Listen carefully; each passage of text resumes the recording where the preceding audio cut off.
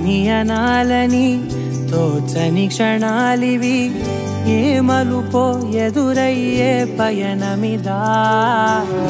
ఆమని నువ్వేనని నీ జత చేరాలని, ఏ తలపో మొదలయ్యే మౌనమిదా. ఏవో గురుతులు నన్నడిగే ప్రశ్నలకి నువ్వే బదులని రాగలనా నీ దరికి.